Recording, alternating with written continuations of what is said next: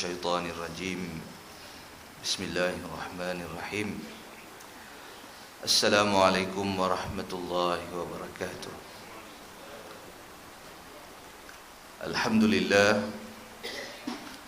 لله نحمده ونستعينه ونستهديه ونستغفره ونتوب إليه ونشهد أن لا إله إلا الله ونشهد أن محمدا عبده ورسوله أرسل رسوله بالهدى ودين الحق ليظهره على الدين كله وكفى بالله شهيدا اللهم صل على سيدنا محمد وعلى آله وأصحابه أجمعين أما بعد.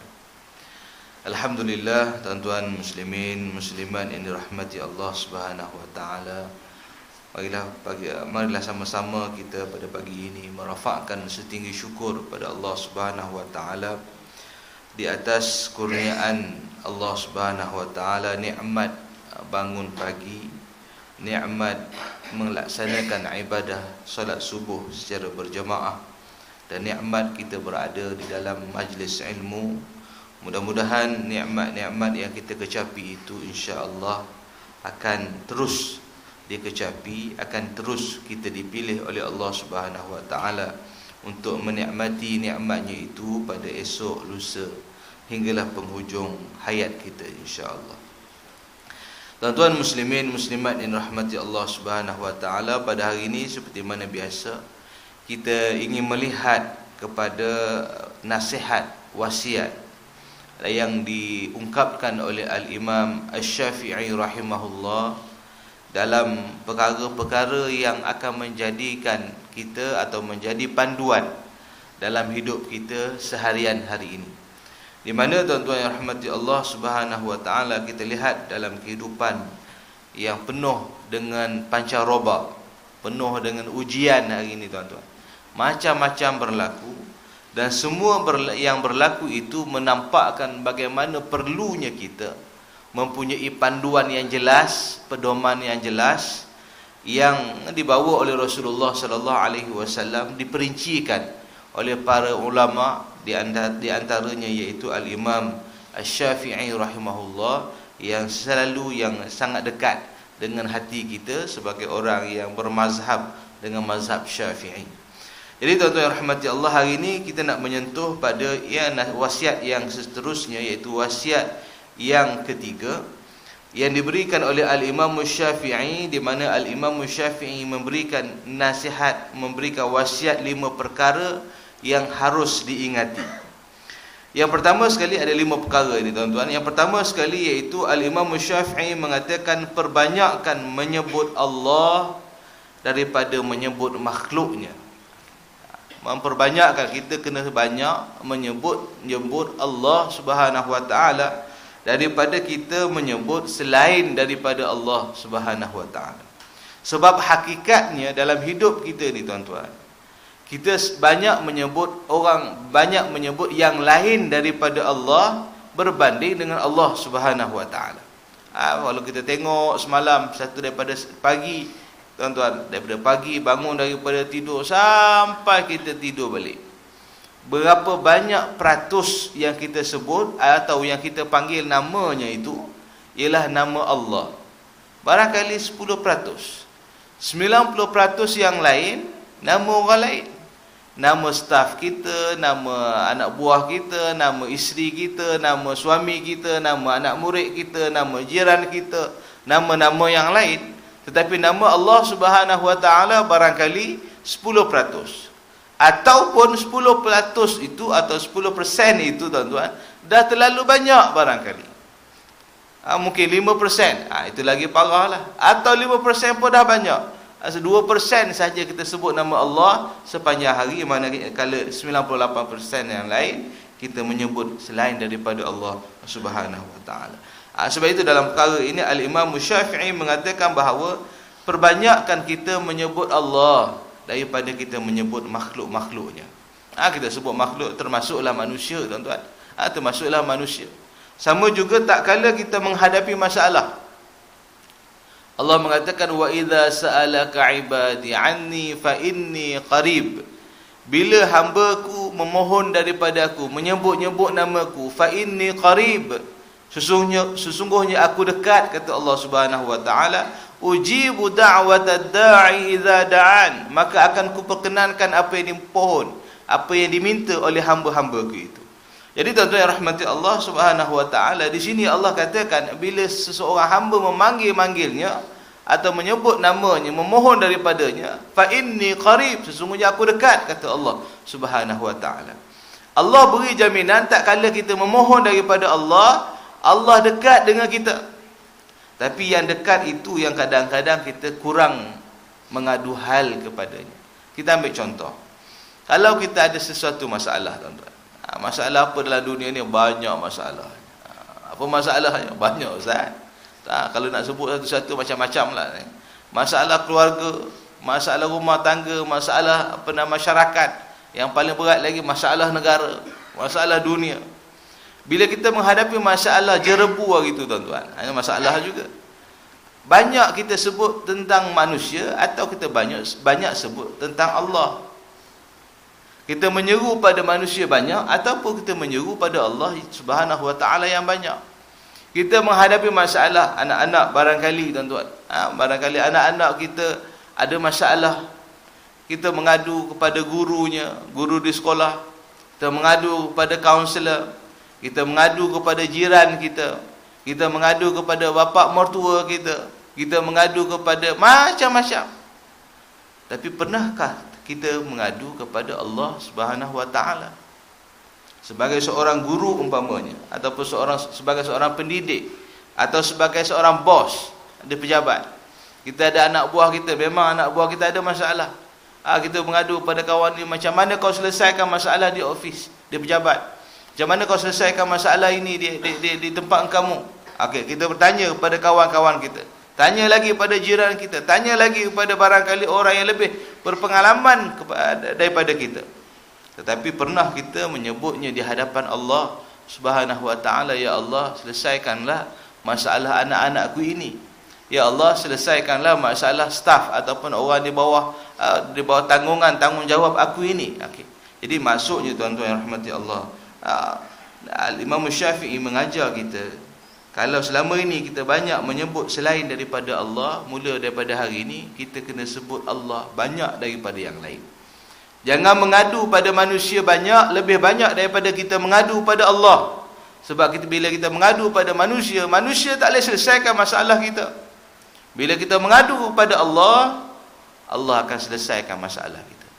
Hakikatnya mengatakan bahawa semua masalah yang kita hadapi selesai dengan izin Allah Subhanahu wa taala. Sebab itu dalam pepatah Arab mengatakan bahawa zikrullahi dawaun. Ingat Allah, sebut nama Allah ialah ubat. Sebut nama Allah ialah penawar, syifa. Wa zikrun nasi daun. Manakala sebut nama manusia ialah penyakit. Maknanya nak tahu seseorang itu banyak penyakit atau tidak, tuan-tuan, atau kita nak tahu diri kita ni banyak penyakit atau tidak, kita lihat berapa banyak kita sebut manusia, berapa banyak kita sebut Allah Subhanahu wa taala. Pepatah mengatakan bahawa kalau menyebut Allah itu merupakan penawar, dan menyebut manusia itu merupakan racun atau penyakit. Jadi oleh demikian, tuan-tuan yang rahmati Allah, itulah yang perkara yang perlu kita berikan perhatian. Perkara yang ketiga dalam huraian berkaitan menyebut Allah lebih banyak daripada menyebut makhluk ini, tuan-tuan, iaitu kadang-kadang kita bila ada sesuatu perkara ni, musim nak dapat keputusan periksa, tuan-tuan ya. Bila anak kita ataupun jiran kita, anak saudara kita dapat keputusan A, straight A, 5A, 7A, 11A, 14A, kita memuji-muji, baguslah, tahniah, baguslah, tuan-tuan, bukan tak bagus, bagus. Tetapi sebanyak mana kita memuji manusia berbanding dengan kita memuji Allah? Banyak mana? Jadi sebab itu dalam perkara ini, tuan-tuan yang rahmati Allah Subhanahu wa taala, antara yang disebut oleh Allah Subhanahu wa taala dalam hadis kudusi, di mana Allah Subhanahu wa taala berinteraksi dengan Nabi Musa alaihi salam, dan Allah mengatakan bahawa innal jannata muharramatun ala jami'i khalqi hatta yadkhulaha wa ummatu. Hatta yadkhulaha huwa wa ummatu. Hadis Qudusi mengatakan bahawa Allah berkata pada Nabi Musa, syurga itu haram dimasuki, tak boleh dimasuki selagi mana tak dimasuki oleh huwa, iaitu Rasulullah sallallahu alaihi wasallam, wa ummatuhu, dan selepas daripada Rasulullah, umatnya iaitu umat Muhammad sallallahu alaihi wasallam. Maknanya kita akan masuk ke syurga dulu, tuan-tuan, berbanding dengan umat-umat sebelum daripada kita. Maka Nabi Musa alaihissalam mengatakan bahawa hebatnya umat Nabi Muhammad ini. Nabi Musa bertanya, waman ummatuhu, siapa umat Muhammad sallallahu alaihi wasallam? Disebutkan oleh Allah ciri-ciri yang besar, tuan-tuan rahmati Allah. Alhammaduna yahmaduna su'udan wa hubutan wa ala kulli hal. Allah berkata pada Nabi Musa, umat Muhammad ini cirinya, umat Muhammad yang masuk syurga selepas daripada Nabi Muhammad sallallahu alaihi wasallam, sifatnya orang yang hammadun, orang yang memuji-muji Allah Subhanahu wa taala. Dalam apa jua keadaan, terlentang, terbaring dan sebagainya, sentiasa memuji-muji Allah Subhanahu wa taala. Itu orang-orang yang ciri umat Muhammad sallallahu alaihi wasallam. Sebab itu Al-Imam Syafi'i pesan kepada kita, tuan-tuan, supaya sebut Allah, syukur pada Allah, puji Allah lebih banyak daripada puji manusia. Sebab bila puji manusia ni antara dua, tuan-tuan, sama ada pujian itu memusnahkan dia ataupun pujian itu barangkali menguntungkan dia. Tapi banyaknya yang berlaku, pujian itu akan menyebabkan jatuhnya atau runtuhnya dia atau musnahkan dia, disebabkan pujian itu tidak seperti mana yang dikehendaki oleh Allah dan Rasulnya. Maka oleh demikian, tuan-tuan rahmati Allah, antara ciri umat Muhammad ini memuji Allah. Memuji Allah. Jadi kita ni, tuan-tuan, kena puji Allah lebih banyak daripada puji manusia. Sebab itu kalau kita tengok daripada sunnah Nabi SAW, bila kita nak mulakan doa, alhamdulillah, kita mulakan alhamdulillah, segala puji-pujian bagimu. Nak mulakan bercakap, alhamdulillah. Bangun daripada tidur tadi, kita kata apa? Alhamdulillahillazi ahyana ba'dama amatana wa ilaihin nusyur. Lepas sarapan nanti kita kata apa? Alhamdulillahillazi at'amana wa saqana wa ja'alana minal muslimin. Maknanya memuji Allah Subhanahu wa taala melebihi daripada yang lain. Jadi sebab itu kalau kita lihat, tuan-tuan rahmati Allah Subhanahu wa taala, orang yang arif billah, orang yang para aulia ni, tuan-tuan, bila dia tengok je pokok, kita kalau tengok pokok, kita kata oh cantiknya pokok, okey, habis itu je. Kita tengok sebuah rumah, kita oh cantiknya rumah, pandai tuan rumah buat, pandai tuan rumah design, dia berhenti situ. Tetapi orang yang arif billah, orang yang sentiasa hatinya mengingat Allah, bila dia tengok rumah yang cantik, bukan rumah itu yang cantik, bukan rumah itu yang menjadi perbincangan utama dia, tetapi yang menjadi perbincangan utama orang atau kuasa yang memberi ilham kepada orang untuk membuat rumah tersebut. Jadi dia balik semula kepada Allah Subhanahu wa taala. Kita tengok buah durian, tuan-tuan, ya, buah durian. Kita makan buah durian sedap, kita kata oh pandai apa nama tukang jual tu. Jadi kita balik semula pada orang, dia tak pergi kepada yang menciptakan makhluk tersebut.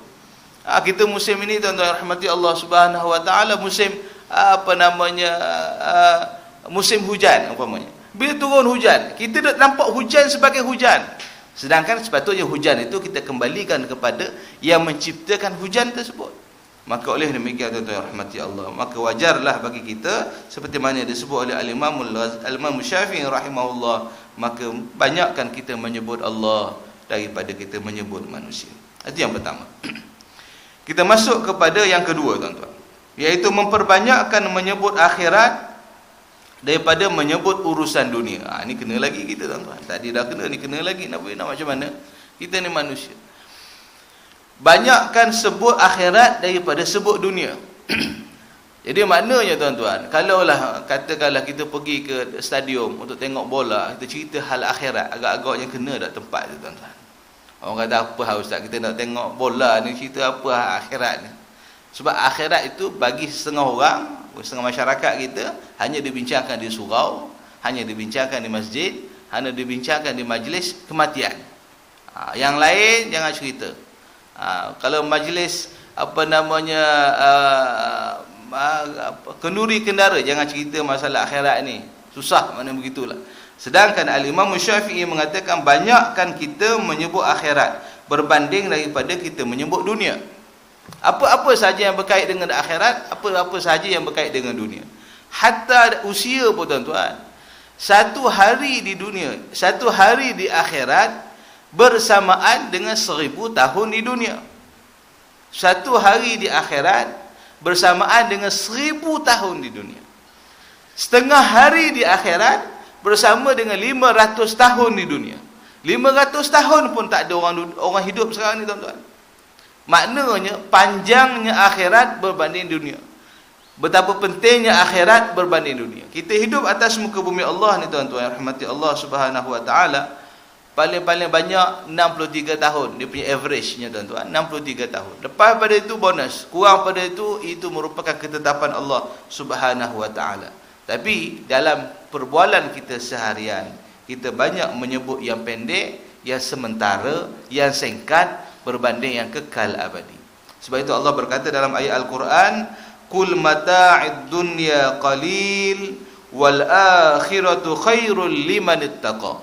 Yang surah An-Nisa, Allah berkata bahawa qul, katakanlah wahai Muhammad, mata'ud dunya qalil, sesungguhnya nikmat mata', kenikmatan, keseronokan, keelokan dunia itu qalil, sikit sangat.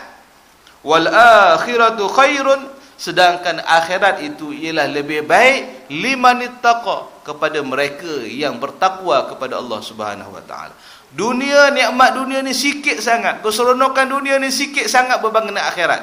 Dan akhirat itu lebih baik, tapi liman ittaqa, bagi orang yang bertakwa. Bagi orang yang tidak bertakwa, nikmat di akhirat itu adalah sedikit, sebab dia akan diseksa oleh Allah Subhanahu wa taala. Dalam sebuah hadis tuan-tuan yang rahmati Allah Subhanahu wa taala, hadis yang panjang, Nabi SAW menyebutkan bahawa di akhirat nanti akan dihimpunkan, antara yang dihimpunkan iaitu orang yang paling teruk di dunia dengan orang yang paling baik di dunia. Allah mengambil orang yang paling teruk di dunia, orang yang paling teruk hidup di dunia ni tuan-tuan. Maknanya orang yang paling azab lah, paling miskin, paling dihina, paling tak diendahkan di dunia ni tuan-tuan. Jadi hidup dia, sepanjang hidup manusia ini semua merempat merana atas muka bumi Allah Subhanahu wa taala. Jadi tuan-tuan rahmati Allah, mereka yang hidup sengsara atas muka bumi ini, di akhirat nanti Allah Subhanahu wa taala beri peluang untuk dia masuk sekejap, atau gunakan istilah celup tuan-tuan. Bukan rendam tu lama, rendam tu setengah jam, 1 jam. Ni celup je, angkat terus. Celup, ambil, kita ada uncang teh tu, kita celup, angkat terus. Atau mi celup tuan-tuan. Mi celup bukan lama, ambil, tak, angkat. Kalau tak, habis. Maknanya orang yang paling sengsara atas dunia ni dicelup sekejap dalam syurga Allah Subhanahu wa taala. Bila ditanya selepas dicelup dalam syurga, dimasukkan sementara sekejap dalam syurga Allah, dikeluarkan balik daripada syurga, ditanya kepadanya, apa yang kau rasa tentang azab dunia? Apa yang kau rasa tentang kesusahan, kesulitan yang ada? Dia kata kesulitan dunia dah tak ingat dah, hilang dah tuan-tuan. Maknanya tuan-tuan rahmati Allah, orang yang paling teruk diseksa dan sebagainya, bila masuk ke dalam syurga sekejap, hilang rasa penderitaan di atas dunia selama 63 tahun. Sekejap di dalam syurga Allah Subhanahu wa taala. Dia ambil pula orang yang paling kaya, orang yang paling mewah, orang yang paling semua segala-galanya menikmati nikmat dunia ini, bawa dia ke akhirat, celupkan dia sekejap dalam neraka. Yang dia semua dia ada tuan-tuan. Mana begitulah, kat rumah dia semua remote control, katakan begitu. Dia nak makan apa? Kalau dia nak sarapan di muar, mi Bandung muar pagi-pagi ni tuan-tuan, helikopter sana, katakan begitu.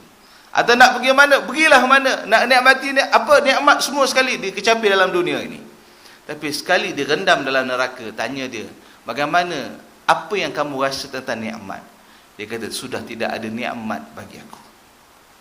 Maknanya tuan-tuan, yang 63 tahun penuh nikmat itu lupa atau terlupa disebabkan sakitnya berada dalam neraka Allah Subhanahu wa taala. Jadi kalau macam itulah tuan-tuan yang rahmati Allah. Kita yang tak ada macam tu kalau kena, wa na'uzubillah, mudah-mudahan Allah lindung kita tuan-tuan. Jadi sebab itu Al-Imam Syafi'i mengatakan bahawa perbanyakkan kita menyebut akhirat daripada kita menyebut dunia. Tuan-tuan yang rahmati Allah Subhanahu wa taala. Jadi oleh yang demikian tuan-tuan, dalam sebuah hadis Abu Dzar, seorang sahabat Nabi, telah dipesan oleh Nabi kita Muhammad sallallahu alaihi wasallam. Nabi berpesan kepada Abu Dzar, ya Abu Dzar, wahai Abu Dzar. Abu Dzar ini namanya Jundab bin Janadah. Rasulullah pesan pada dia, jaddidi safina fa innal bahra amiqun. Wahai Abu Dzar, perbaharui kapal kamu, sesungguhnya laut yang kamu renangi itu ataupun laut yang bakal kamu rentasi itu amiqun, luas dan dalam. Jadi oleh yang demikian tuan-tuan rahmati Allah, Abu Dzar dipesan oleh Rasulullah, perbaharui as-safinah. Kapal ni kapal apa kan? Yang dimasukkan dengan kapal di sini tuan-tuan iaitu al-iman. Perbaharui iman kita. Sebab itu setiap hari kita kena tambah, perkuatkan, perkukuhkan iman kita. Sebab apa? Fa innal bahra amikun. Sesungguhnya hidup atas dunia ini tuan-tuan seperti laut yang penuh bergelora, yang penuh dengan pancaroba, penuh dengan ujian. Maka kita kena as-safinah, kita kena memperbaharui as-safinah. Yang kedua, wa khudhiz zada kamilan fa inna safara ba'idun. Kata Rasulullah sallallahu alaihi wasallam kepada Abu Dzar, dan hendaklah kamu mengambil bekalan secara banyaknya wahai Abu Dzar. Fa inna safara, sesungguhnya perjalanan kita ini ba'idun, panjang, sangat panjang. Perjalanan di sini yang dimasukkan oleh Rasulullah sallallahu alaihi wasallam iaitu perjalanan di akhirat tuan-tuan, perjalanan di akhirat. Jadi oleh demikian tuan-tuan muslimin muslimat yang dirahmati Allah Subhanahu wa taala, mari kita mencari jalan supaya kita menyebut akhirat banyak lagi berbanding daripada kita menyebut dunia. Baik. Yang pertama. Yang keduanya iaitu kita mengubah perkara yang namanya dunia kepada perkara yang mendatangkan keuntungan di akhirat. Mana begitu? Kita mengubah.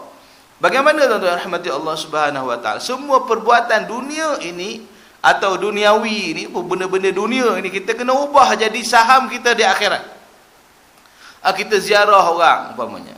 Orang dunianya dah, tapi ia mendatangkan manfaat kita di akhirat, menziarahi orang. Ataupun kita bila cuti macam ni kita balik kampung. Balik kampung. Pasal apa balik kampung? Kalau tak balik kampung bising. Mana begitulah. Pasal apa balik takut bising tu tuan-tuan. Takut bising. Kan hari ni cuti, mana begitulah. Jadi balik kampung itu balik dah balik. Kalau saya di Terengganu berapa jam? 5 jam, 5 orang lain 5 jam lah. Saya 8 jam lah tuan-tuan. Dengan anak-anak semua berhenti beberapa kali 8 jam. Perjalanan 8 jam itu memanglah perjalanan. Tapi perjalanan itu perjalanan dunia yang perlu kita tukarkan kepada akhirat. Supaya setiap langkah kita itu akan adanya pahala, akan ada sahamnya yang disebut ataupun yang dirakamkan oleh Allah untuk akhirat. Jadi perjalanan balik itu juga, perjalanan ziarah itu juga, melihat ibu dan ayah kita, keluarga kita di kampung atau di mana-mana, perlu kita ubahnya kepada perkara yang berbentuk untuk akhirat, bukan untuk dunia.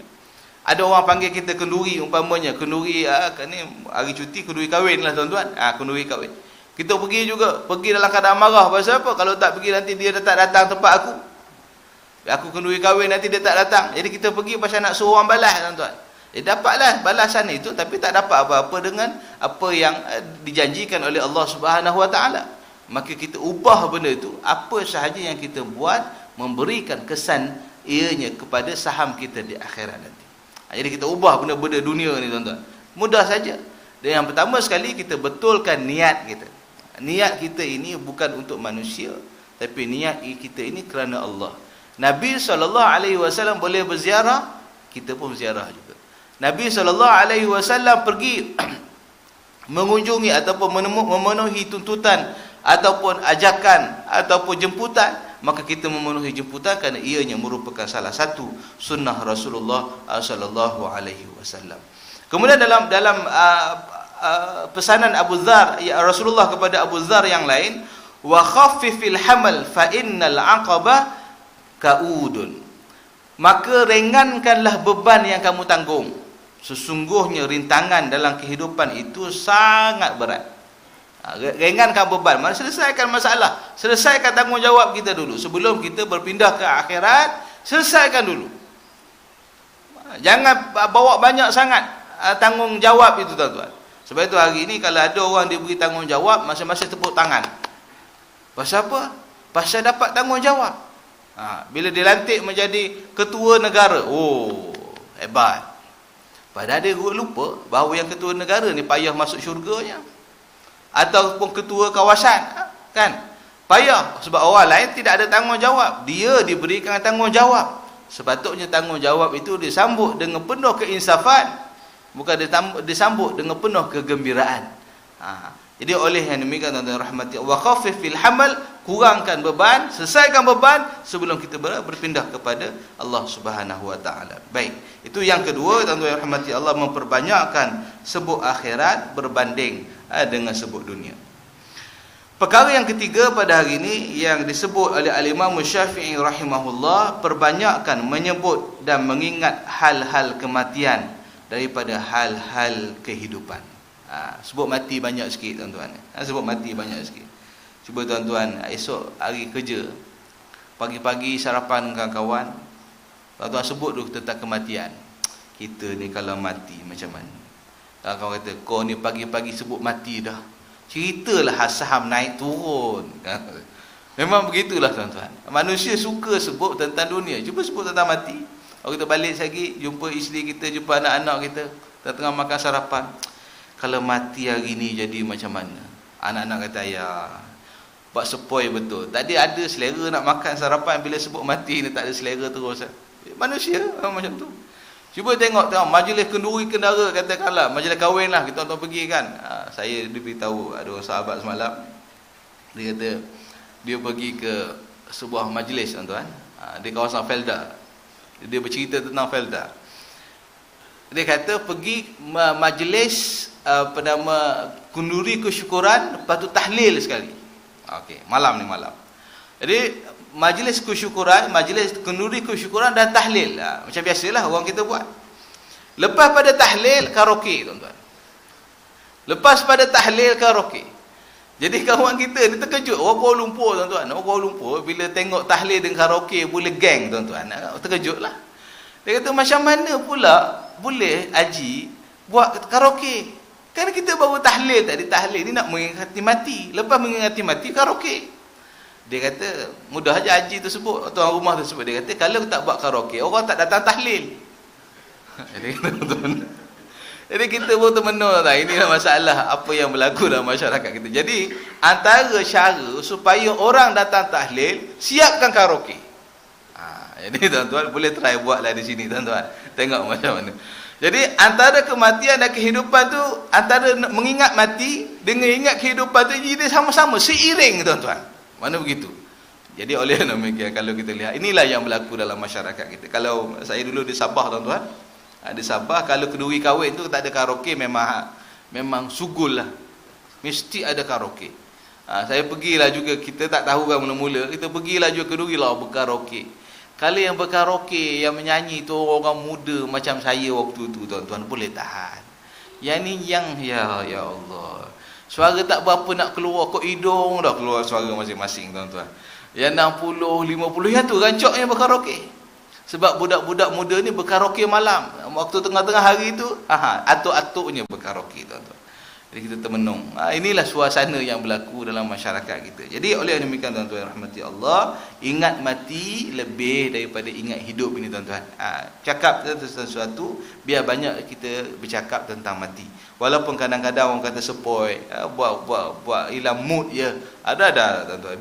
Biar kita duduk dalam suasana seperti mana disebut oleh Imam Syafi'i, kita memperbanyakkan menyebut mati dan mengurangkan menyebut tentang dunia ini. Allah kata dalam ayat Al-Quran Qul innal mauta alladhi tafirruna minhu fa innahu mulaqikum. Katakanlah wahai Muhammad sallallahu alaihi wasallam, sesungguhnya kematian yang kamu lari daripadanya, fa innahu, sesungguhnya kematian itu mulaqikum, akan bertemu dengan kamu. Kamu lari macam mana, kamu pasti bertemu dengan kematian. Tak boleh nak lari. Jadi oleh demikian, sebelum meninggal, sebelum mati, maka sudah pasti kita kena ingat kematian, tuan-tuan. Jadi kita pun tak tahu nanti macam mana. Kita mati bila kita tengok seorang sahabat kita meninggal dunia, bila ramai orang datang untuk sembahyang, menyembahyangkan jenazahnya, kan, kita rasa sayu. Pasal apa kita rasa sayu? Sebab kita nanti bagaimana. Kita nanti bagaimana. Kita tengok orang satu kematian, tengok tak berapa ramai, tuan-tuan, yang datang urus dengan jenazah dia 4-5 orang itu je. Kita pun rasa sayu juga. Pasal apa? Aku nanti macam tu juga ke? Jadi kita sentiasa bertanya pada diri kita tentang kita nanti apakah nasib kita, tuan-tuan. Apakah nasib yang akan kita tempuhi tak kala kita menemui kematian. Jadi itu antara perkara yang perlu kita berikan perhatian. Jadi mati ni, tuan-tuan, sebab itu dalam formula mati, tuan-tuan, saya dulu dengar ada kod formula mati. Pernah dengar? Formula mati. Nak mati pun mati, tak nak mati pun mati. Suka mati pun mati, tak suka mati pun mati. Makan mati, tak makan pun mati. Tidur mati, tak tidur pun mati. Menguap mati, terlena pun mati. Jadi begitu ini. Mudah hujung sekali semua dengan mati, tuan-tuan. Jadi itu formula mati. Apa pun, tuan-tuan rahmati Allah, ada akan bertemu dengan kematian. Agak-agak ada orang menemui kematian dia padang golf. Ada orang menemu kematian tempat sujud atau semasa sujud, seperti mana sahabat kita di dalam 2 tahun lepas di desa Surada. Alhamdulillah, ada orang menjumpa mati barangkali di kelab malam barangkali begitu. Ada orang di pejabat, ada orang di surau. Jadi oleh demikian kita pula di mana agaknya, tuan-tuan? Kita baik, semua sekali baik, alhamdulillah, di surau. Satu ketika kawan ajak kita pergi ke kelab malam. Kita tak nak pergi dah. Sebab kita memang ahli surau. Tak nak pergi. Kawan kata marilah. Tak nak pergi, marilah. Lama-lama pergi. Masuk je mati. Apa kita nak jawab, tuan-tuan? Apa kita nak jawab? Nak jawab macam mana? Kita mati dah. Kawan kita tolong jawab. Agak-agak dia jawab macam mana? Sebelum ni tak nak pergi dah. Kawan kita jawab lain. Dia kata, dia ajak saya. Habis kita nak nak buat statement apa lepas pada tu? Tak ada statement dah, tuan-tuan. Tak ada statement dah waktu tu. Jadi oleh demikian, sebelum perkara itu menjemput kita, maka hendaklah kita mencari jalan supaya kita banyak menyiapkan diri kita untuk bekalan di akhirat nanti. Pengarang mengatakan bahawa kita sering memikirkan bekalan hidup ketika tua dan bersara. Bila kita tua, bila kita nak tua, nak bersara, kita fikir dah bersara nanti apa, di mana aku nak duduk, apa allowance ataupun duit bersara ni cukup tak cukup.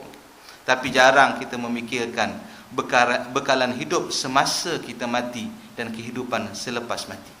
Kita dah susah hati nak bersara nanti, mana nak duduk? Dah bersara nanti, duit persaraan cukup tak? KWSP cukup tak simpanannya? Kita fikir tu. Sangat penting bagi kita. Tapi kadang-kadang kita lupa, bila kita hidup selepas mati nanti, di mana tempat hidup kita? Di syurga ataupun di neraka, wa na'udzubillah. Dan amalan kita ni cukup atau tidak untuk memasukkan kita ke syurga? Cukup atau tidak? Kalau kita tengok Abu Bakar As-Siddiq umpamanya, tuan-tuan, dia boleh masuk ke syurga dalam pintu syurga mana pun.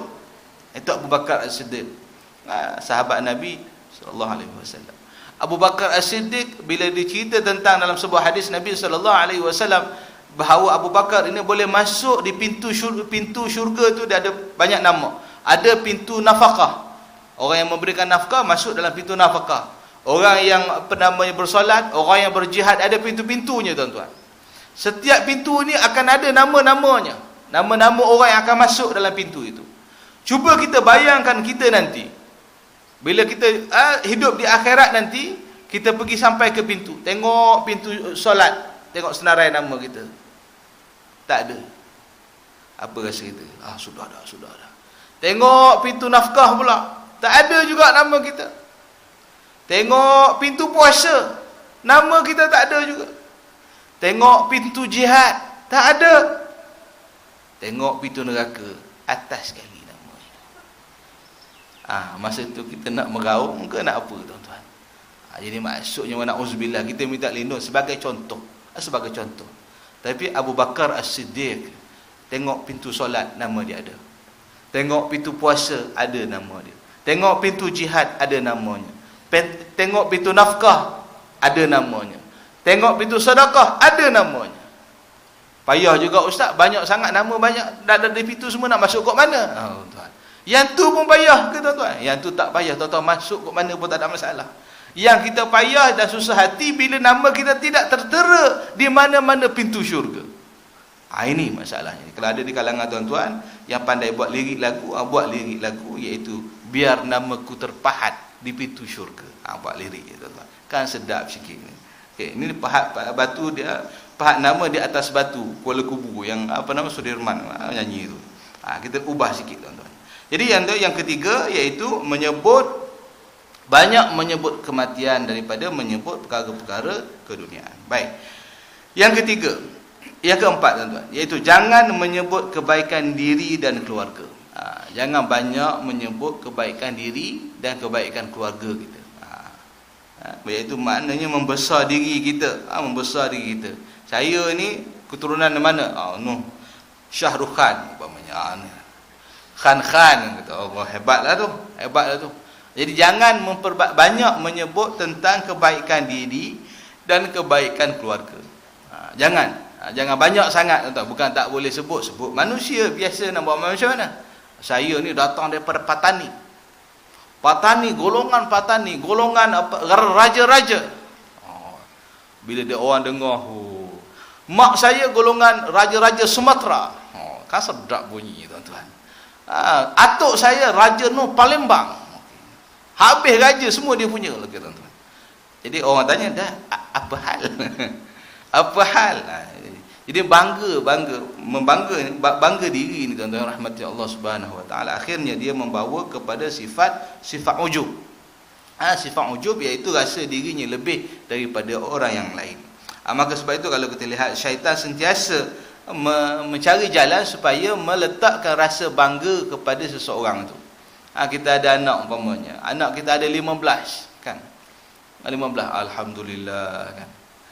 Dalam Quran sebut bahawa orang manusia ni dia suka berbangga-bangga dengan apa yang dia ada. Ada anak ramai pun dia bangga juga. Ada harta banyak dia bangga juga. Okey, tak apa. Ada tu ada, tetapi bukan kebanggaan yang melampau. Tapi kita rasa seronok atas nikmat yang diberikan oleh Allah Subhanahu wa taala kepada kita. Apatah lagi kalau ada anak 15 masuk universiti. Hebat dia, hebat. Tapi yang masuk universiti tu tengok sembahyang subuh dah agaknya, tuan-tuan. Jadi kalau 15 masuk universiti, 15 sembahyang subuh, sah pertama, alhamdulillah, itu okey. Ini 15 masuk universiti, subuh semua tak bangun, pukul 10 pagi semua sekali, tuan-tuan. Ini yang masalah yang kita hadapi. Jadi yang keempat, tuan-tuan rahmati Allah Subhanahu wa taala, jangan kita membangga diri kerana ianya akan menimbulkan riak, pada diri kita. Yang pertama, ayat yang keempat, iaitu jangan membangga diri, cerita banyak tentang diri kita, jangan juga banyak cerita tentang keluarga kita yang akan kelak dan akan mendatangkan rasa bangga pada diri dan keluarga kita. Itu yang keempat. Dan yang terakhir, tuan-tuan yang rahmati Allah Subhanahu wa taala, jangan dedahkan aib orang lain. Ini Al-Imam Syafi'i berpesan pada 5 pesanan pada hari ini, iaitu jangan kamu menyebut dan menampak-nampakkan keaiban dan keburukan orang lain. Jangan sebut sangat keaiban orang lain untuk tujuan memperlekehkan. Kalau tujuan untuk menjadikan ianya sebagai satu tauladan tanpa disebut secara jelas siapa orang tersebut sebagai panduan, itu tidak ada masalah apa-apa. Cuma sebut yang banyak-banyak ni, tuan-tuan, kalau kita duduk kedai kopi, masalah. Kalau kita cerita tentang orang, tak best. Kopi tu minum tak sedap. Sebab ramuan cerita orang tu tak ada dalam kopi tersebut. Itu masalah kita, tuan-tuan. Sama juga dalam dunia hari ini tuan-tuan, dunia tanpa sempadan. Saya semalam bercakap dengan orang yang anjurkan partition untuk Ma'had Hamidiyah tuan-tuan, Ma'had Hamidiyah. Dia kata sekejap je Ustaz, dia kata. Dalam beberapa minit kita hantar shoot WhatsApp, datang balik WhatsApp kepada dia daripada Amerika. Nak ceritakan. Cepat ni tuan-tuan. Saya kata begitulah cepatnya kalau benda-benda negatif pun boleh tersebar macam tu lah. Oh iyalah, dia kata. Mana cepat tuan-tuan rahmati Allah Subhanahu wa taala. Kalau kita nak aibkan orang pada zaman sekarang sangat mudah. Sangat mudah.